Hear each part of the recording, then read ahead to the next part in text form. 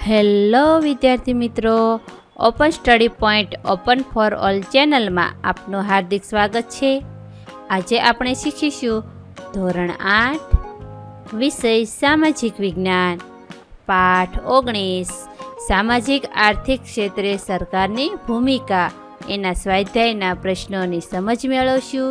તો ચાલો જોઈએ પાઠ 19ના સ્વાધ્યાયના પ્રશ્નોના જવાબની સમજ.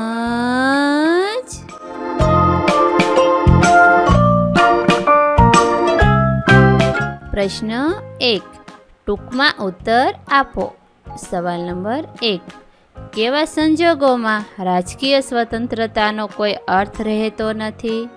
તો એનો જવાબ, નીચેના સંજોગોમાં રાજકીય સ્વતંત્રતાનો કોઈ અર્થ રહેતો નથી કે જ્યારે સ્વતંત્રતા અગાઉ બહુ લાંબા સમય સુધી ભારતીય પ્રજા રાજકીય રીતે પરતંત્ર રહી અંગ્રેજો અને તે અગાઉના શાસકોએ ઘણા પ્રમાણમાં સમાજના માનસને પણ સંકુચિત કરવાનો પ્રયત્ન કર્યો. પરિણામ સ્વરૂપ સ્વતંત્રતા બાદ ભારતીય સમાજ ક્યાંક કુરૂઢિઓમાં સંકળાયેલો હતો અને ક્યાંક આર્થિક અને સામાજિક રીતે અત્યંત વિષમ સ્થિતિમાં હતો. સમાજના આર્થિક તેમજ માનસિક વિકાસ વગર રાજકીય સ્વતંત્રતા અર્થહીન બની રહે તેવી પૂર્ણ સંભાવના છે, જેના કારણે ભારતની સરકારને બહુ જ પરિશ્રમ કરવાની અને લાંબા ગાળાના પગલાં ભરવાની જરૂરિયાત ઊભી થઈ હતી. સવાલ નંબર 2, માનવની મૂળભૂત જરૂરિયાતો કઈ કઈ છે? જવાબ, માનવની મૂળભૂત જરૂરિયાતો આ મુજબ છે. અન્ન, વસ્ત્ર અને ઓટલો દરેક માનવ માટે મૂળભૂત જરૂરિયાતો છે. દરેક વ્યક્તિને પોષક આહાર મળે, તન ઢાંકવા વસ્ત્રો મળે અને રહેઠાણ મળે તે પાયાની જરૂરિયાત છે. શિક્ષણ, આરોગ્ય, શુદ્ધ પાણી, શુદ્ધ હવા, પોષક આહાર તેમજ આનંદ પ્રમોદ જેવા ક્ષેત્રો મૂળભૂત જરૂરિયાતો છે. સવાલ નંબર 3, દેશમાં શ્વેત ક્રાંતિથી કયો લાભ થયો છે? દેશમાં શ્વેત ક્રાંતિથી દૂધ ઉત્પાદન ક્ષેત્રે કામ કરતા અને દુધાળા પશુઓનું પાલન કરતા ખેડૂતોને સૌથી મોટો લાભ થયો છે. શ્વેત ક્રાંતિથી પશુપાલન કરતા ખેડૂતો સ્વાવલંબી આત્મનિર્ભર બન્યા છે. તેમની આર્થિક સ્થિતિમાં નોંધપાત્ર સુધારો થયો છે. આ ઉપરાંત ગામડામાં સહકારી મંડળીઓ દૂધ એકઠું કરીને જિલ્લાની મોટી સહકારી ડેરીને પહોંચાડે છે. એ ડેરીઓ શહેરોને દૂધ મોકલે છે, જેથી શહેરીજનોની દૂધની જરૂરિયાત સંતોષાય છે. દાખલા તરીકે અમૂલ, દૂધસાગર વગેરે ડેરીઓ. ચોથું, સરકારની આવકના સ્ત્રોત કયા છે? કોઈ બે સ્ત્રોત અંગે લખો. આવકવેરો પહેલું, પગારદાર વ્યક્તિઓની આવક પર સરકાર કર ઉઘરાવે છે. આ ઉપરાંત વેપારી પેઢીઓ અને કંપનીઓના નફા પર તથા તેમના હિસ્સેદારોની આવક પર સરકાર કર ઉઘરાવે છે. શેરોના વેચાણથી થતા નફા પર પણ સરકાર કર લે છે. બીજું, જીએસટી. દેશના વેપાર ધંધાઓમાં વેપારી દ્વારા માલ સામાનની ખરીદી અને તેના વેચાણની સેવાઓ પર સરકાર વેપારીઓ પાસેથી કર રૂપે જીએસટી ઉઘરાવે છે, જે સરકારની આવકનો એક મોટો સ્ત્રોત છે. પ્રશ્ન 2, ટૂંક નોંધ લખો. પહેલું, શિક્ષણ અને આરોગ્યના ક્ષેત્રે સરકારની ભૂમિકા. શિક્ષણ અને આરોગ્યના ક્ષેત્રે સરકારની ભૂમિકા નીચે મુજબ છે. સ્વતંત્રતા અગાઉ શિક્ષણ અને આરોગ્યની બાબતમાં લોકો ઓછા જાગૃત હતા, તેમ કહેવું કેટલેક અંશે સાચું છે. અનેક ગામડા ભારતના જનજીવનની તાસીર સમા હતા. તેમાં પ્રાથમિક શિક્ષણ તેમજ આરોગ્યની ખાસ સુવિધાઓ ન હતી. લોકશાહીને સફળ બનાવવા પણ શિક્ષણના પ્રચારની જરૂરિયાત હતી. સરકાર દ્વારા તેમજ કેટલાક અંશે જાહેર સંસ્થાઓ મંડળો દ્વારા તે ક્ષેત્રમાં ખૂબ જ સારા પ્રયત્નો થયા છે. દરેક ગામમાં શાળાનું સ્વપ્ન મહદઅંશે સિદ્ધ થયું છે, તેની સામે આરોગ્યની સુવિધા ઉપલબ્ધ કરાવવી એટલી જ જરૂરી છે. આ ક્ષેત્રમાં ખૂબ જ કામ કરવા છતાં હજુ સારવારના અભાવે બાળકો તેમજ પ્રસૂતિઓના મૃત્યુની ઘટનાઓ જોવા મળે છે.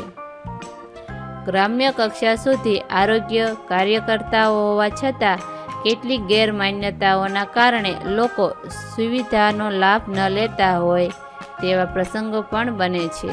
આમ છતાં આ ક્ષેત્રમાં ખૂબ જ સારા પ્રયત્નો થયા છે. બીજું, કૃષિના ક્ષેત્રે આવેલ પરિવર્તન.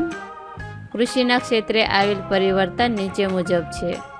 ખેતીની સ્થિતિ સુધરતા ખેડૂતોનું આર્થિક અને સામાજિક સ્તર ઊંચું આવ્યું તેવું આપણે અનુભવીએ છીએ.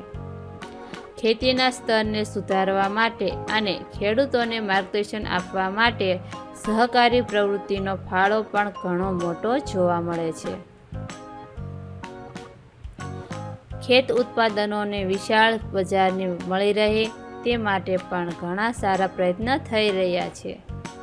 ખેતીની સાથે સહકારી ક્ષેત્રે પશુપાલન અને દૂધ ઉત્પાદનને પણ કેન્દ્રમાં રાખ્યું, જેણે શ્વેત ક્રાંતિના મંડાણ કર્યા અને તેમાં સફળતા પણ મળી છે.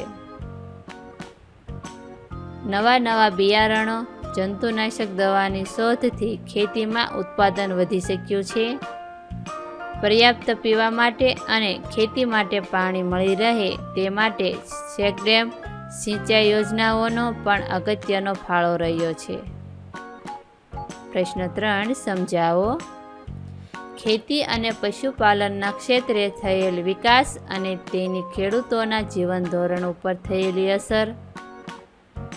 ખેતી અને પશુપાલનના ક્ષેત્રે થયેલ વિકાસ અને તેની ખેડૂતોના જીવન ધોરણ ઉપર થયેલી અસર નીચે મુજબ છે.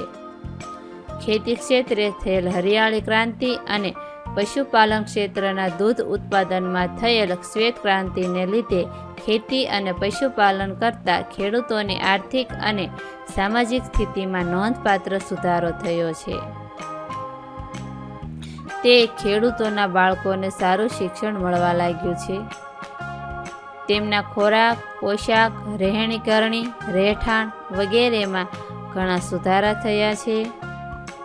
તેમના ઘરોમાં આધુનિકતાના સાધનો વસાવવા લાગ્યા છે. બીજું, કેટલીક વસ્તુઓ ઉપર વધારાનો ટેક્સ નાખવાની જરૂરિયાત. કેટલીક વસ્તુઓ ઉપર વધારાનો ટેક્સ નાખવાની જરૂરિયાતના કારણો નીચે મુજબ છે. રાજ્યને સાંકળતી એવી રોડ પરિવહન ખર્ચાળ હોવા છતાં સરકાર લોકોને સુવિધા આપવા માટે ખર્ચ કરે છે. સરકાર ઓછી આવક ધરાવતા કુટુંબોને અનાજ, તેલ, ખાંડ જેવી વપરાશી જીવન જરૂરિયાતો જાહેર વિતરણ પ્રણાલી હેઠળ વાજબી ભાવથી દુકાનો દ્વારા ઉત્પાદન ખર્ચ કરતાંય ઓછા ભાવે પૂરી પાડે છે. આ પ્રકારના બધા કાર્યો સરકાર નાગરિકોને પાયાની સુવિધાઓ આપવાના હેતુથી જ કરે છે. આ સુવિધાઓ આપવા માટે કેટલીક વસ્તુઓ પર વધારાનો ટેક્સ નાખવાની જરૂર પડે છે. ઉદ્યોગના પ્રકાર મુજબ સબસિડી આપવામાં આવે છે. ઉદ્યોગ માટે જમીન બજાર ભાવ કરતાં ઓછી કિંમતે આપવામાં આવે છે. બેંકમાંથી ઓછા વ્યાજની લોન આપવામાં આવે છે.